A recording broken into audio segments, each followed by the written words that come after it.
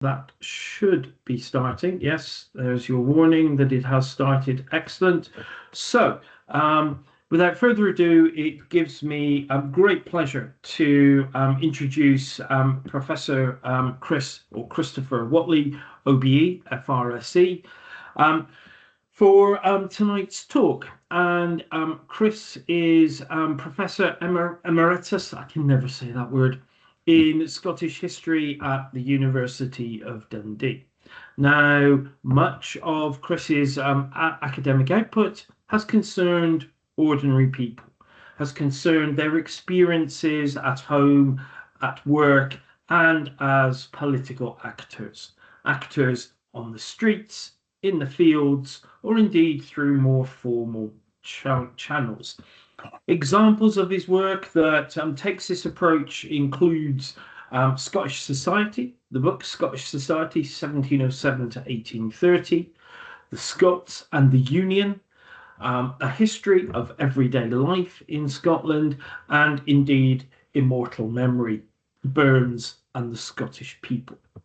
Most recently, however, he has published the book which forms the subject of tonight's talk, Harvie's Dyke, The People, Their Liberty and the Clyde. This is a long neglected but very important rights of way protesting campaign that may very well have been the first of its kind in the UK. Over to you, Chris. Thanks very much, Ian, and thanks very much for inviting me. It's a pleasure. As you know, I've become a bit more involved in recent times with the UHI down in Perth, and I'm finding it a very interesting experience, but frustrating too, because we seem to be not working as closely together as we might in what's a collaborative institution. Anyway, without further ado, let me say that the title tonight is slightly different than the book. I thought I would tweak it for tonight's purposes, and so it's called The People, Their Liberty and the Radicalism of Place. So could we have the next picture, please, Lucy? Yeah. So as Ian, I think, said or said before the meeting started, that I've given a number of talks on this subject in recent months to all sorts of audiences, rights of way society to very local societies in Glasgow, but mainly to, if you like, popular audiences. But as I'm speaking tonight to an academic audience, I thought I'd tweak this and give it a little bit of an academic kind of framework. So the context for what I'm going to be saying tonight is this, the academic context. This is from Gordon Pentland, who's mainly who's well known for his work on radicalism in Scotland in the early 19th century. And so three things he said in a relatively recent piece of work. The 1820s are something of a blind spot for historians of Scotland. Secondly, the varied reforming activity of the 1820s across a broad range of secular, religious and moral issues played a crucial role in facilitating the crystallisation of a middle-class identity. And thirdly, Labour historiography has tended to see the 1820s as a period of retreat and soul-searching. So what I'm asking you to do really is to keep those things in mind as we go through this talk, and then I'll come back to them at the end and try and respond to these three notions, if you like. So next picture, Lucy, please. Yeah. So I'm taking us back tonight to somewhere very far away from most of you, I guess, where you are, to the eastern edge of Glasgow. This is it's what's now basically Dalmarnock and Parkhead. Very much built up areas of the city, very industrial, working class, home of Celtic Football Club. But in the 1820s, when I'm talking, which I'm going to be talking about tonight, it was semi-rural. It was outside the old town of Glasgow, which was just to be seen in the top left-hand corner of the map. So it's rural. There are many estates there. It was a very prestigious location for the Glasgow tobacco merchants and other men of wealth in the city of Glasgow, who built houses and took over estates in this part of the city, of the regality, actually. The city of Glasgow. But there were also the beginnings of what you might call industrialization. There's a lot of weaving goes on here. There are coal mines opening up. There are some factories. There's most notably Clyde Ironworks, which you'll see in the bottom right-hand corner of the picture, which is near where I'm going to be focusing on tonight, which is an estate which is roughly in the middle of the picture called Westhorn. So, next picture, please. And here's just a contemporary drawing of one of the great works in the area. But that's not necessarily typical. These works were isolated, if you like, with lots of green grass and countryside between them. And I'll come back to that too. So next picture, please. So we're taking you to the east end of Glasgow. And I want to now focus in on Midsummer's Day, 1823, in the villages of Parkhead, Westhorn, Dalmarnock, and so forth. There was a messenger, a town crier, if you like, who was asked by an anonymous individual, who I think I know the name of, but to all intents and purposes, he was anonymous, and he gave this piece of paper to the town crier, or the bellman, as he was called, and the bellman was asked to walk around the various villages and call the inhabitants to a meeting at Parkhead Cross at 7 o'clock or 7:30 in the evening, for the purpose of to discuss the question of a dike or an obstruction which had been built along the banks of the Clyde. So this meeting is called, and we'll see what happens in a few minutes. But if we could have the next picture, we'll get there. Yeah.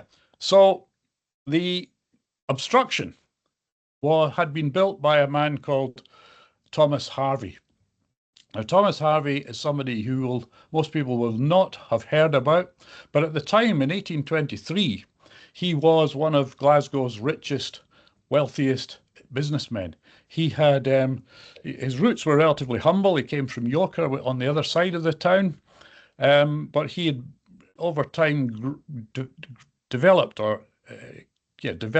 taken over and developed Glasgow's biggest distillery, which is circled or just in a square at the top right-hand corner of this picture. So he's an enormously wealthy individual, and he liked to display his wealth. He was a show-off, if you like, who would drive around Glasgow in his carriage, followed by a lad on a horse. He dressed very flamboyantly. He was seen at all the best places in town, the theatres, the concerts. He joined the local hunt, and basically, if you like, displayed very ostentatiously his newfound wealth. And with that wealth, he purchased in 1821 Westhorn Estate, which I've just referred to. Could we have the next picture, please? This we don't have any pictures of Harvie, which is in a sense surprising. Although, as you'll hear as I go on, that maybe what people weren't very proud of any portrait of him that he did have. The reason I've shown you this picture is because he was reputed to have a new suit made for him every couple of days, indeed. I don't know if that's a apocryphal tale, but nevertheless, as I say, he was enormously flamboyant, a show-off, if you like. Next picture, please. So this is Westhorn Estate. This is the house, anyway, that he took over the estate and expanded the house, built the house. This is more or less as it looked like in his time. He was an improver, as so many of these individuals were at the time. So he reformed the estate, if you like, and put some money into it. He opened coal mines on the estate. So to the extent that by very soon after his taking it over in 1821, it had become the second most productive colliery in Glasgow. But as part of his aggrandizement, if you like, he built round down the side of each side of his estate 2 great walls. One of them was to be known as Harvie's Dyke. Can I have the next picture, please? There we have the Dyke. It doesn't really look as impressive as it actually was there in this contemporary picture, because it was 12 foot high, thick stone wall, and it blocked the footpath, which had long been used to walk along the Clyde. And I'll come back to that in a minute. But it was formidably armed with iron pikes and, well, let's call them anti-cavalry spikes, resembling more a fortification to protect from the turbulence of feudal ages than a defence to property in the present days of tranquility. So it was an enormous obstruction, and it was on top of what I've just said.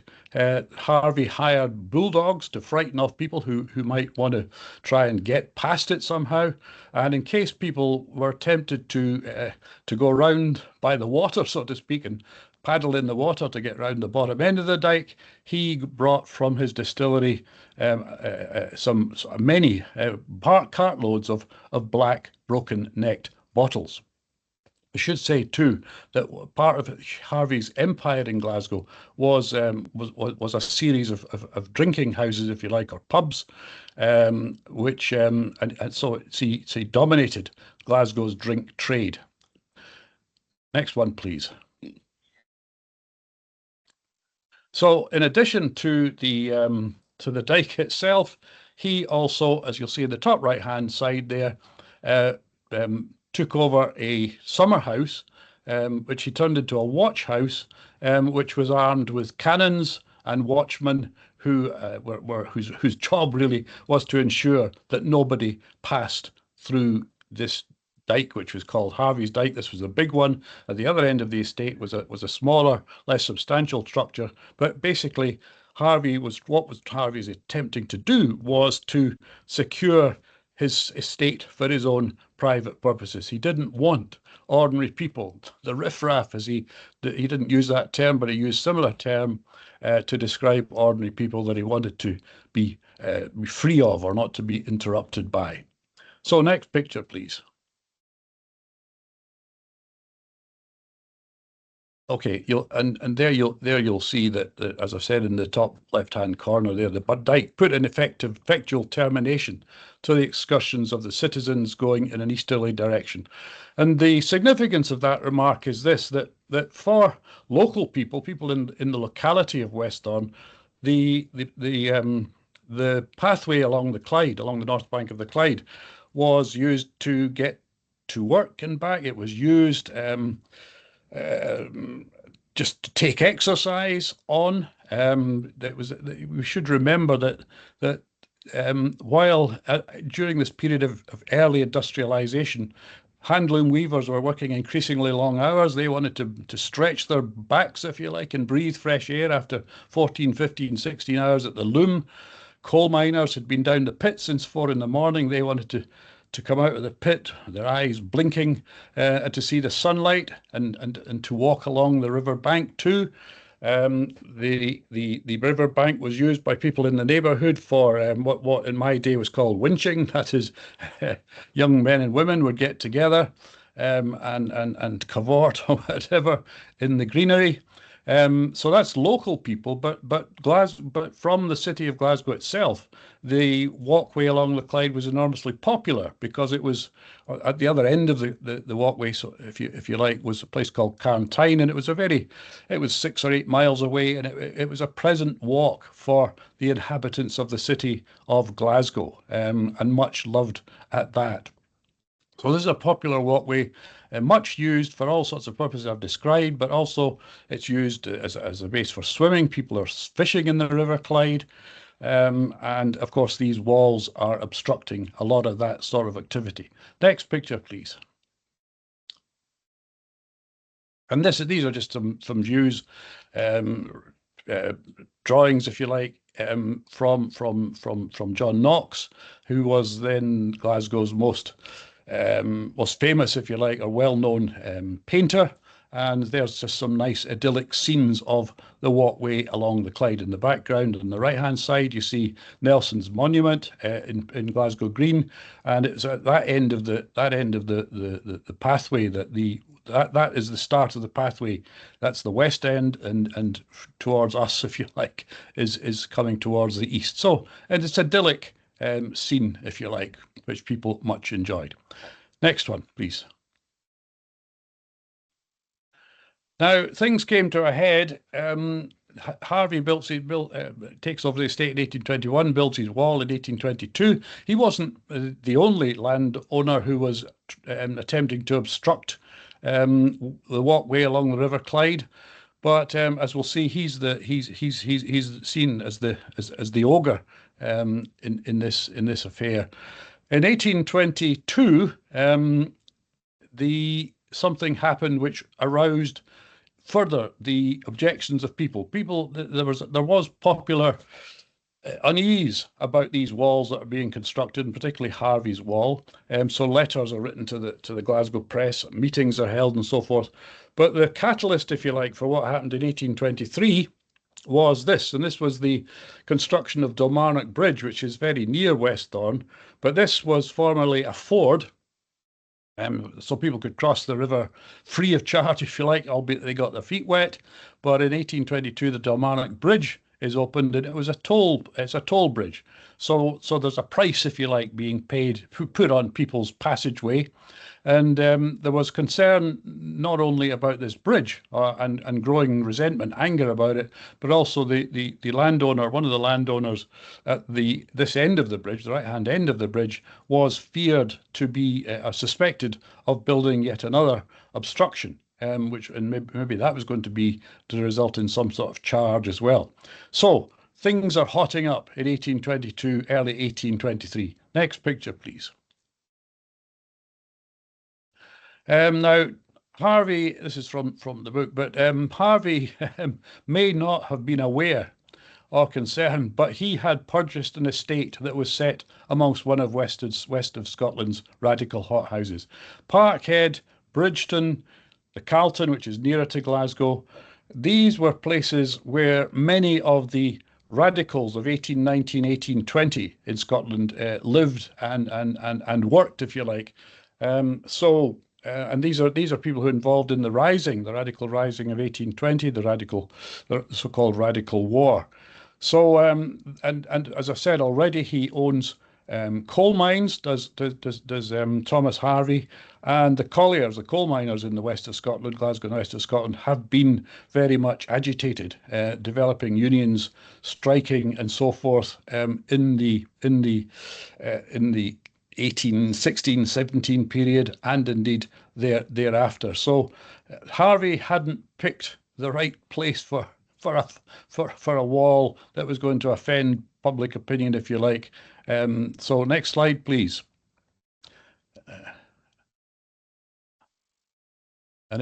By the way, I should say that if I'm stumbling a bit here, it's because I'm not used to talking to a screen here. But I hope my performance is passable. Anyway, I should say that on Midsummer's Evening 1823, that a crowd gathered at Parkhead Cross as requested, marched down to the bank of the river near Dalmarnock, met a similar crowd of people, perhaps 1,000 people, led by coal miners, down to Harvie's Dyke, and proceeded there to blow it up, basically. The coal miners were in the lead. Coal miners were very important, of course, because they were familiar with gunpowder, and the gunpowder was inserted in the structure. The stones were loosened and then prized apart by people who were part of that crowd. Second, after the big dike was pulled down, the crowd then moved along the river to the second dike. Similar thing happened there. That was pulled down. This was now getting towards midnight, and it was getting a bit dark. But and the crowd was so excited, it seems, or so pleased with it's what it achieved, that they were moving to another dike further along the river.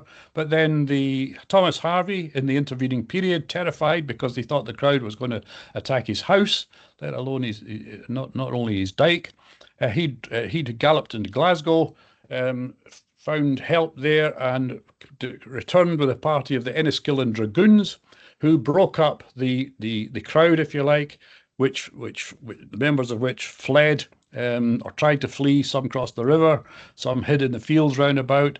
But many people were arrested. Perhaps 50 people were arrested. But the interesting thing is that in spite of intensive interrogations in the next few weeks, the authorities were hardly able to extract anything which was going to allow them to convict the leaders of this disturbance.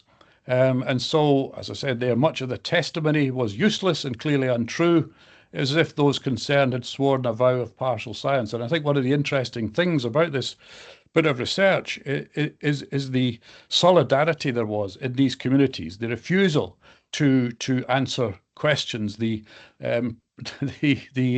unwillingness there was on the part of witnesses to identify individuals. They'd say, well, he had a red hat on, and they think he knew who he was, but really can't say. And there's in the book that Ian kindly mentioned, there's virtually a chapter on this stuff, which I found fascinating. But anyway, the long and the short of it is, after a long period of interrogation, 4 men were tried, found guilty, and imprisoned for their part in this disturbance.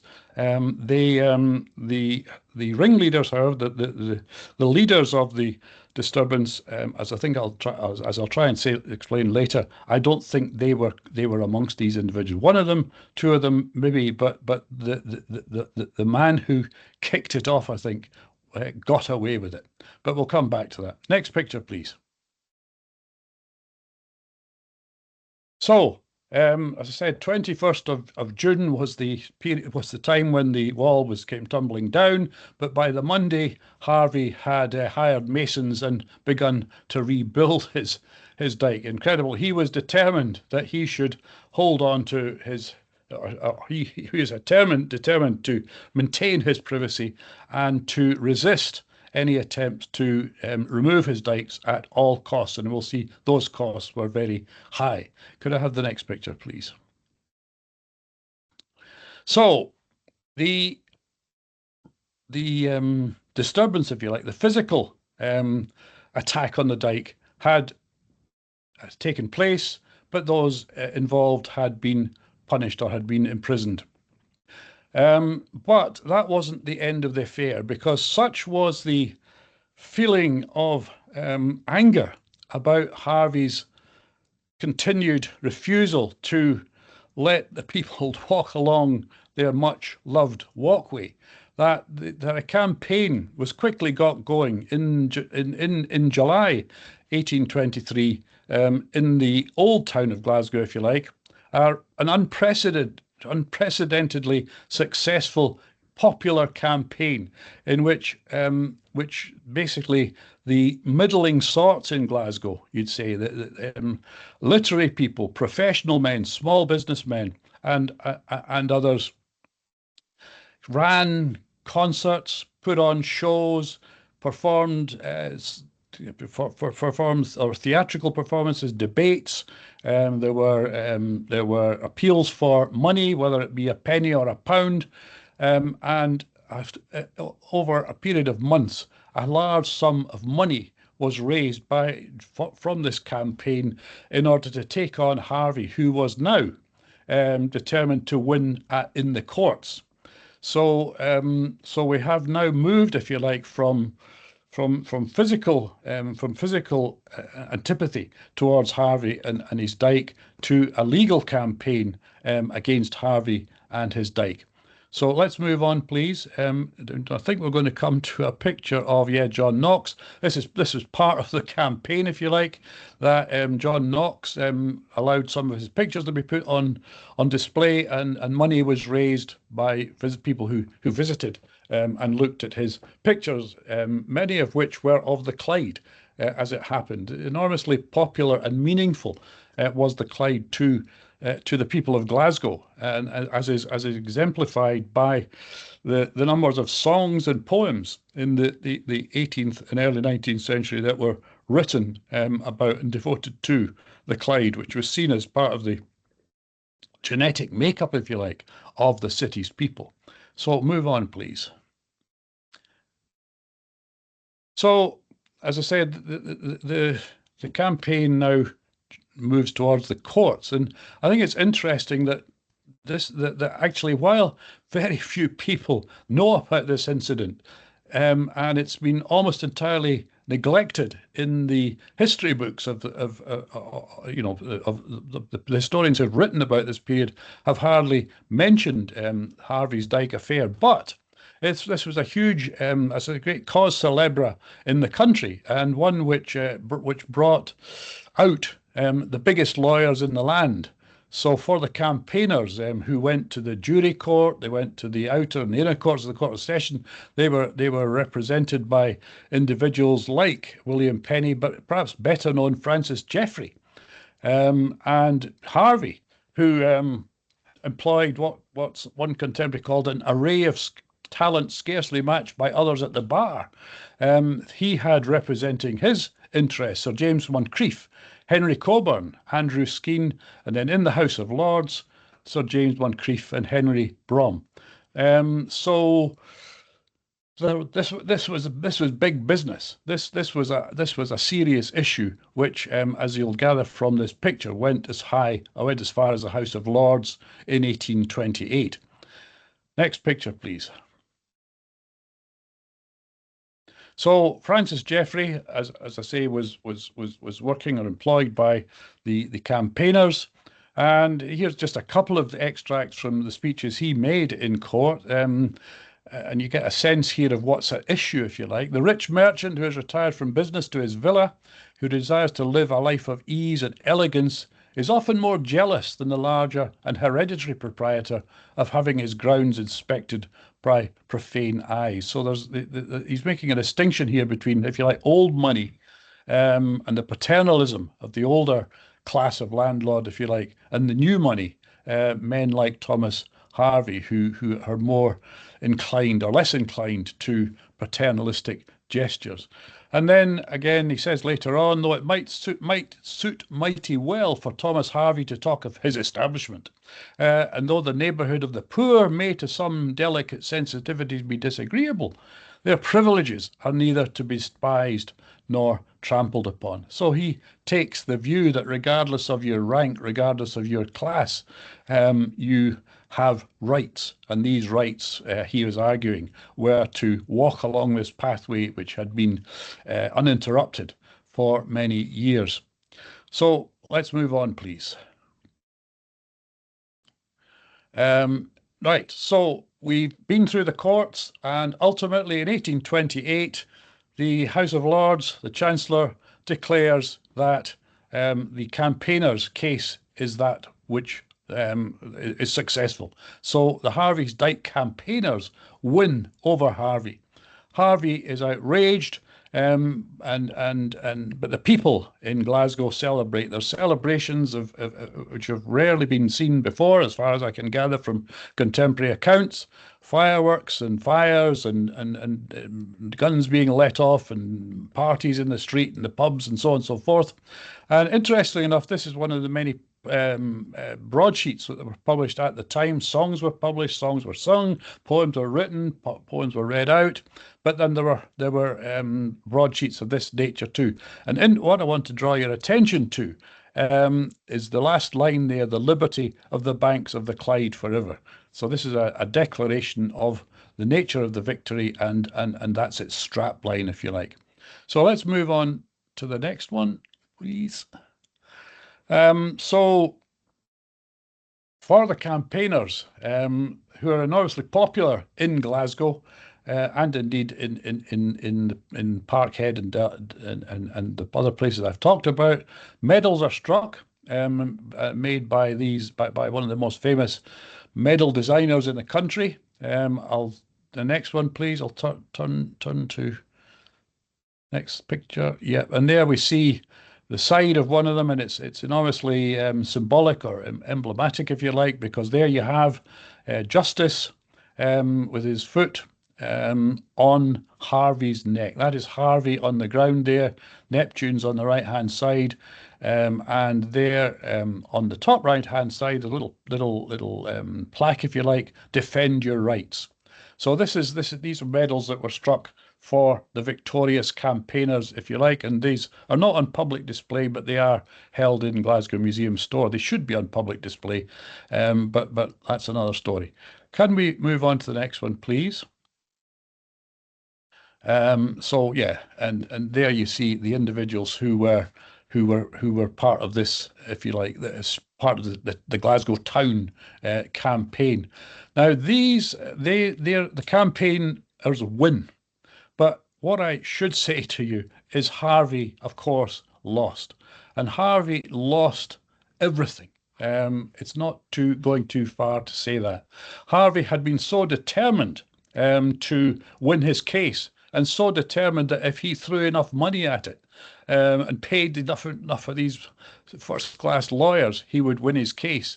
But ultimately he failed. He failed, of course, in the courts, but he'd spent a fortune, something like £60,000, which is about £4 million today, fighting his corner, if you like. But what had happened too was that because there was such such anger, if you like, about his activity or his actions, that people boycotted his pubs. So he lost money there. People would not buy his coal anymore. People would not buy Thomas coal from Westhorn Colliery, and Harvie ends up having to sell his estate in 1834. The distillery goes, and in the early 1840s, he is living virtually alone, and perhaps with a young woman who may have been a maidservant. We don't know. He may have married her, but anyway, he dies alone in Duke Street in Glasgow, broken. And so, in a sense, this is a very moral tale that don't get above yourself, and don't forget your roots and the people from whom your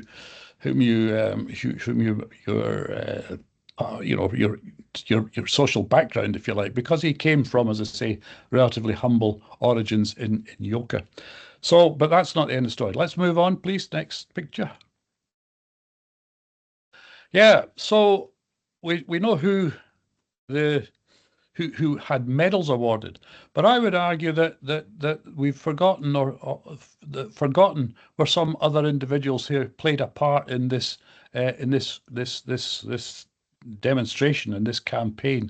And there's three individuals I want to draw your attention to because I think they're interesting and they relate to my argument tonight. One is Dr. Lyon, and the second is a guy called Gabriel Neil, and the third is Alexander Roger. So could we just move down to the next one, please? Next picture, please. So William Lyon, I don't need to say a great deal about him. You've never heard of him, but he becomes a significant doctor or surgeon in Glasgow. He becomes the medical officer in the Barony parish. He becomes a surgeon at the Glasgow Royal Infirmary in 1844 and eventually gets an honorary degree from the University of Glasgow. But in the period I'm talking about, the early 1820s, he is a local physician. He's a young man, local physician in Parkhead. And William Lyon was the man who, after 2 or 3 meetings prior to the attack on the wall, he was the man who took the money, which collected the money or held the money, which was going to be used by the colliers to buy gunpowder to blow up the wall. Now he is not suspected at all, but that seems to be his role. So he plays a part in planning, if you like, the planning the attack, the assault on the walls. In fact, we know for sure that he went down to the walls the night before the 21st of June, and was shot at by some of the watchmen in Harvie's watchtower. So he's involved, and he's forgotten about entirely. Secondly, can we have the next one, please? Yeah, this is Gabriel Neal. He's an interesting character. He was a small-scale businessman, but he was an antiquarian and an archaeologist, and he was a very committed local historian, local antiquarian, if you like, who loved and spent much of his. He gave up his business to examine and write about and talk about Glasgow's heritage. And he's somebody who was writing to the papers in the early 1820s about these obstructions that were being placed along the banks of the Clyde. So he's forgotten about, but he's enormously important in the sense of keeping the issue alive in the early 1820s, he's involved too in the campaign in Glasgow after the wall was pulled down. So he's an interesting character, plays his part in a way which we should recognise. Thirdly, could we have the next one, please? And this is finally Alexander Sandy Roger. Now, he's important, and he's, in a sense, at the heart of my, part of the heart of my tale, because he is a handloom weaver. He's very much he's a radical. He was involved in the Radical War, in the Radical Rising, sorry, of 1819, 1820. 1819, he's imprisoned for his contributions to the spirit of the Union. He's arrested, imprisoned for allegedly for seditious works, and he is involved in 1823 and beyond in a very big way, and a very understated way. Because in order to win the case in the courts, Geoffrey and others had to demonstrate that the walkway along the Clyde had been open for 40 years prior to the demonstration, open and uninterrupted. And now the only way of proving that, you had to have witnesses to testify to that effect. And those witnesses were going to be, by and large, from the villages of Dalmarnock, Parthead, West Muir, and so on and so forth, Shettleston. And these at this time, people didn't have addresses. So however these witnesses were going to be identified was difficult. And the only way they were going to be identified was by somebody within the community. And Alexander Roger, or Sandy Roger, lived within the community and knew the folks round about him, and spent 3 years after 1823 finding witnesses who would be prepared if they were taken in stagecoaches and put up in Edinburgh, if they were prepared to testify in the Court of Session. So Roger plays an enormously important part in getting witnesses together who are going to be crucial for winning the campaigner's case. And I think it's very interesting that while those medals were given to the individuals I've talked about, later on in 1896, a local historian, Robert Ford, writes that Roger was a principal, if not the chief instrument, in the campaign against the Dyke, whose role had been unfairly overlooked. And I've mentioned one of the ways in which he played a part, and another way, and it's relevant to this, the book that Ford put together, is that Roger was writing poems and songs, and particularly songs that were sung during the years when the campaign was going on. So he's an enormously important figure, as I would say, but he's also a radical. And I think that we'll just hold that until we can get to the next picture. So next one, please. Others who are involved are worth just noting. I won't go into any great detail here, but interestingly enough, and some people ask me about women involved here. Well, there's an Anne Christie listed there. Now, Anne Christie was the wife of the bellman. That is the man who went round and made the proclamation asking people to come and gather at the Parkhead Cross. Now, Anne Christie, Fraser's wife, had accepted the money that was paid into the house, if you like, for reading out the proclamation. Fraser was paid 2 and 6, which was an extraordinary amount of money at the time. He was usually paid a shilling or 1 and 3 for reading out a proclamation. So this was an important one, and he and his wife must have known that.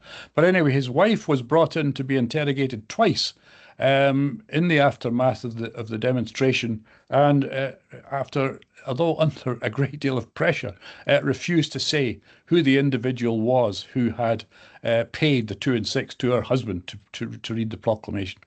There's others involved here. Alexander McPhee's an interesting character because he's active in 1823, of course, but he's on trial for murder in 1826. So he's a coal sinker, he's a weaver, he's a bit of a wild man. But let's go on a bit to others, because there's George Allen on my list here. These are others who were suspected of having played a part. George Allen was a weaver, herbalist, botanist. He'd been active in 1820. He was the prime suspect in 1823, but he wasn't charged.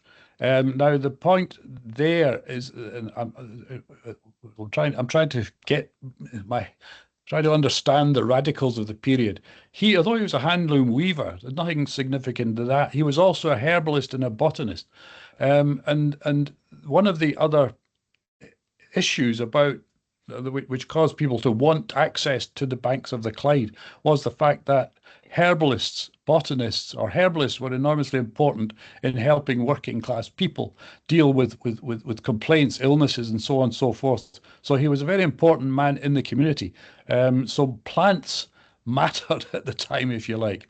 There's John Craig, who was involved too. He was very much involved in the demonstration in 1823. He'd been active in 1820. He may have been one of the individuals who drew up the declaration of the general strike on the 1st of April 1820. And there's John Fallhouse Wilson, who was also involved in 1820, also a radical in 1820. He lives in Westmuir, which is next to Parkhead. I have some questions to ask about him because he turns up. He is interrogated after 1823, but it's pointed out that he's a special constable. So I don't know if he'd changed his tune, so to speak, or gone voluntarily or otherwise into the government service. Anyway, there's some other individuals who are involved, and they tie 1823 and the Harvie's Dyke affair with the radical rising of 1820. Next one, please. So I just wanted to say I'm coming to the end of this, but before I end, I wanted to say that this affair, the Harvie's Dyke incident, if you like, was important for a variety of reasons, but one of them, which Ian kind of alluded to in his introduction, is that this inspired a whole lot of similar protests right through the rest of the 19th century, not only in Glasgow and the west of Scotland, but elsewhere in Scotland too. And if I could get rid of this. Here's a statement from the Glasgow Weekly Herald in 1884. And there's so many other similar issues come up during the 19th century where Harvie's Dyke is mentioned, and it's seen to be an inspiration to others to stand up for people's rights in terms of access, rights away, and so forth.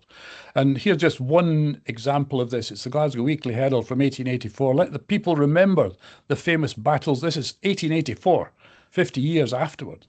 Remember the famous battles of Harvie, Dyke, and take courage. That the banks of the Clyde should be free is in cause a matter of life and death to our humbler citizens who are in growing danger of suffocation from want of pure air in the city and free spaces in the country. By all means, let justice be done to the landowners, but it has ever been an evil policy to push any private right to the detriment of public health and the innocent enjoyment of the people. So this is protest over access, if you like, not in the countryside but in the city, and we shouldn't forget that was going on in the 19th century too. So I'm dashing a bit here, but I do apologise for that. Next slide, please. Which should be the. Can we just leave? This is another example of the significance or the lasting significance of Harvie's Dyke. This is a poem that was published in 1870. And allegedly sold 50,000 copies. The copies of this poem, the Bonnie Banks of Clyde. And interestingly enough, the fourth stanza is this: now further down is Carmyle, the poet. Is wandering along the river Clyde and stops in various places. Now further down is Carmyle, a village so serene. The next we got to Harvie's Dyke, a spot we should all remember. And Harvie tried to stop the way, and how he'd to surrender. It showed what tyrants they would do with might upon their side, and how the people could defend their bonny banks of Clyde.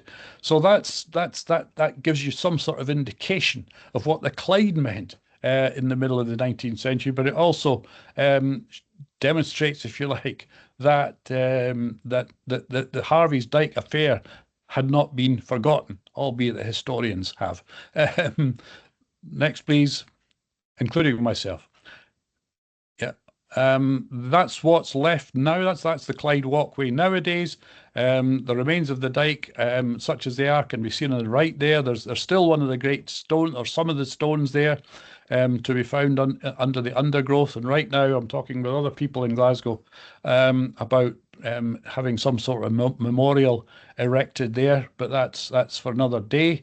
Could we move on to the next one, which I think is the last one? Yeah, so we got to conclude. And remember to what I said at the very outset, that I would argue that the 1820s are less of a blind spot now, especially for Labour and social historians. Middle class identity formation, yes, but this is a cross-class campaign. This is a campaign where the class is united in cause of liberty, which is a cross-class issue against tyranny. And the defence of the people's rights over access. So this, in a sense, goes beyond class. I think what I've just been saying too, the Harvie's Dyke affair or episode, demonstrates the importance of shared heritage and the attachment to place. That is Glasgow and the Clyde, in this instance anyway. And I think that's something that we've, historians of the period, including myself, have not paid sufficient attention to. Just love of place, in this case, the city. I mean, you tend to identify civic culture and identification with the city, with the Victorian city, but here you have, in the 1820s, an obvious love of Glasgow, an affection for Glasgow, which isn't produced by the people above, if you like, by the authorities. This is from below. If we're thinking about the record, if you like, the public material record is partial. You might look at the medals and say, well, those are the important characters here. But what I'm arguing too is there are others too who play their part in movements such as this, and their role can be seen. It's a bit more. Their role is more difficult to identify, but it's to be seen in songs and in these court proceedings. And reminiscences, which we pay perhaps too little attention to. Was it a period of working class retreat? That's the 1820s. No, I don't think so. I think what you're seeing here is a change or a broadening of focus. 1820 in a new guise. That is a different but related issue. That is the issue of liberty, the issue of popular rights. So, I think radicalism is often treated too narrowly, and it's a bigger issue, if you like. And interestingly enough, I think that. Anyways, let's move on. there is, during it, I think this is important, that while the Dyke is destroyed and pulled down, there is a remarkable respect for property. 1820, I think, and the so-called Radical War, in my view, was something of an aberration. And even in 1820, the address, which is distributed in Glasgow in the west of Scotland, defends property. And in 1823, that the character John Craig I mentioned a couple of slides ago, who was involved in 1820 and 1823, he on horseback in 1823, while the dikes are being destroyed, is urging that not a blade of grass, not a flower beyond the pathway should be damaged. Basically, what they're saying is they want just the people's rights. They're not in the business of damaging property or doing anything other than protecting their rights. So this perhaps, what I'm trying to suggest is that we perhaps need to redefine or broaden the definition of Scottish radicalism. It's not simply about the franchise. Politics, the term, the association of radicalism with politics is perhaps narrow. This is, I would suggest, something like environmental activism. And interestingly, very recently, I've discovered I was pointed in the direction of David Kirkwood's memoir. David Kirkwood was one of the Red Clydeside MPs in the 1920s and 1930s, and David Kirkwood's life story, if you like, in his life story, he argues that those old weavers, of which one of his ancestors was one of his ancestors, believe it or not, was involved in the Harvie's Dyke protest, set a higher store on the beauties of nature than the industrialists who superseded them. So I think that what I'm saying is that we can see in Scottish radicalism in this period a wider dimension, a concern with nature, a concern with the environment, which I think we've perhaps paid too little attention to in the past. So that's me done. Thanks very much for listening. I'm sorry it's a bit awkward, but that's because I feel a bit awkward because I'm speaking to myself. I know I'm speaking to you, but it looks like I'm speaking to a screen, and it's a little bit unnerving. But anyway, I hope you've found some value in that, and I'm certainly happy to have a discussion and ask questions and be told where I've gone badly wrong. So thanks for listening. And thank you very much, Chris, for a really fascinating and insightful talk. Just have we turned the recording? No, I'll turn the recording off before we open up questions.